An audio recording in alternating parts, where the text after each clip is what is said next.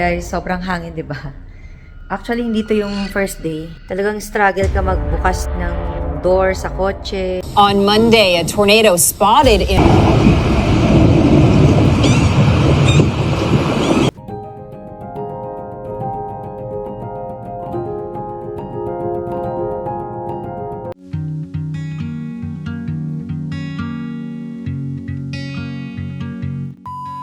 Hi guys, good morning.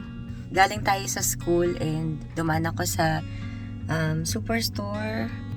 Kailangan ko ng ilang ingredients para sa ulam for today. Medyo husky ang boses natin today. And ayun, as you can see, magnify ko lang. Yan, medyo naghahangin or mahangin. Ayan.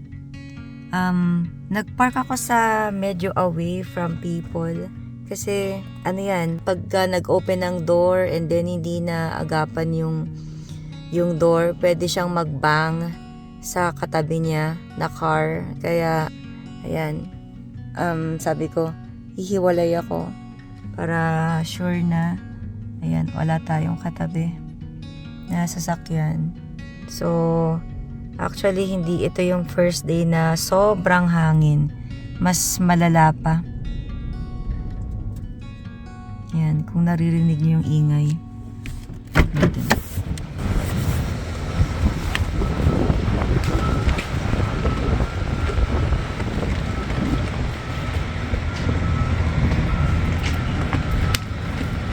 So, ayun. Baba na tayo and then kukuha lang ako ng ilang ingredients para sa tinola and sopas. So, kailangan natin ng chicken.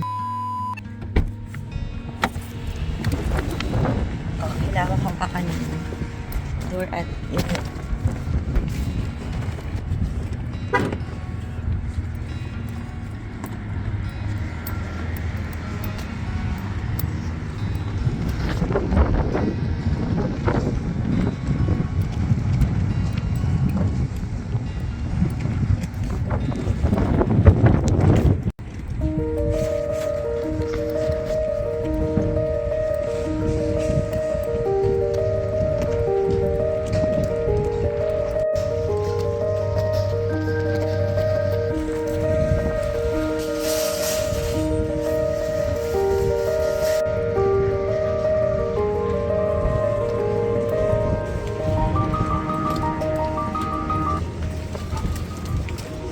Nilang bulaklak ngayon since uso na ang pagtatanim.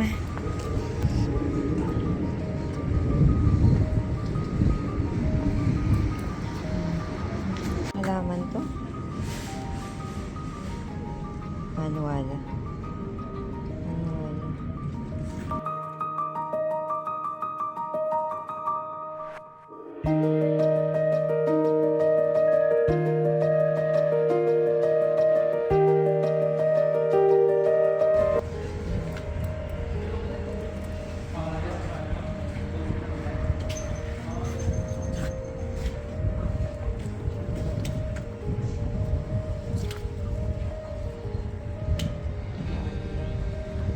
Pala to.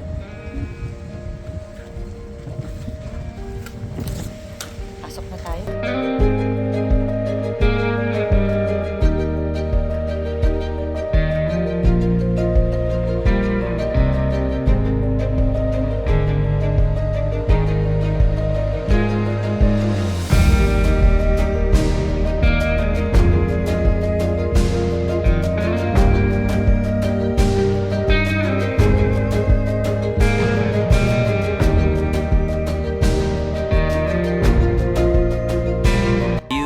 Later.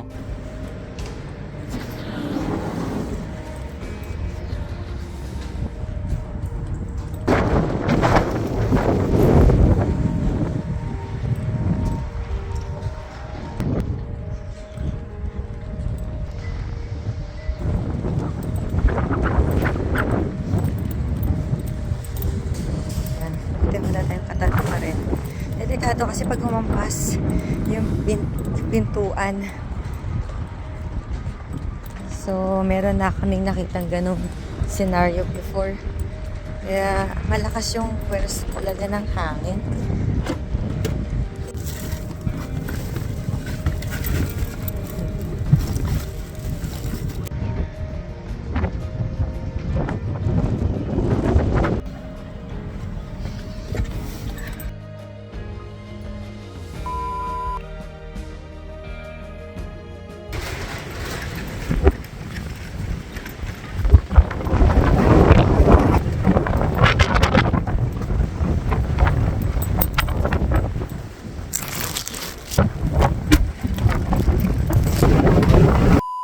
Yun. So yun guys, sobrang hangin, 'di ba?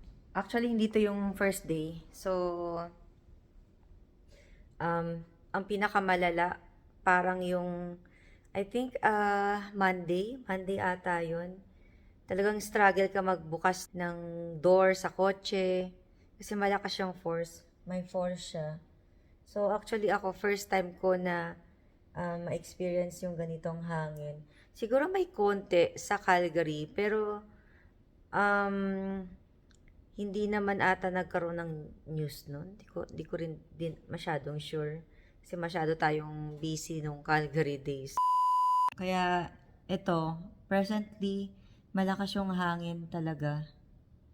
Nakita ko sa labas, yung pag-wave ng mga puno, ng mga damo. Alam mo yung parang may bagyo sa Pilipinas? Ganun yung vibes niya, yung sound ng hangin.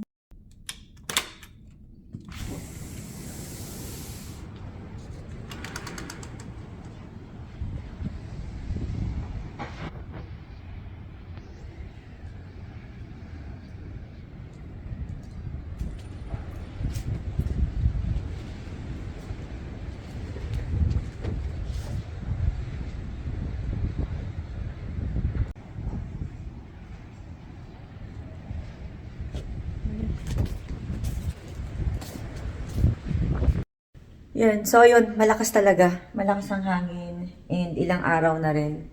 Nag-mellow down lang kahapon. Pero ayan, balik ulit siya. Katulad nung Monday na mas malakas. Mas malakas ang hangin niya.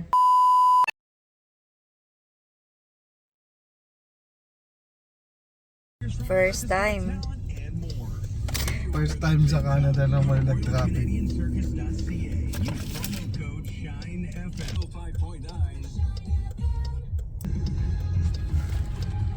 So, dito.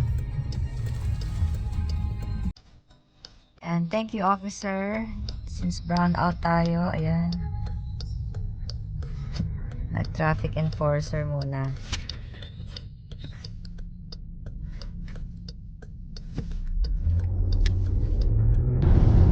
Meron dyan din malamang.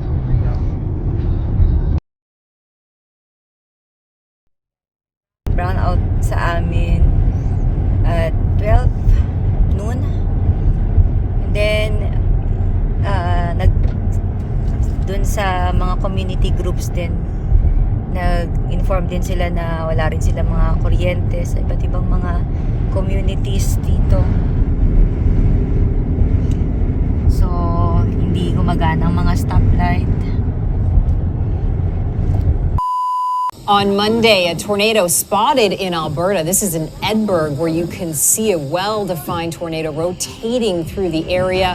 This is now Alberta's second tornado of the season. It still has to get a rating of, as of now, no damage was reported, but there it is on the map.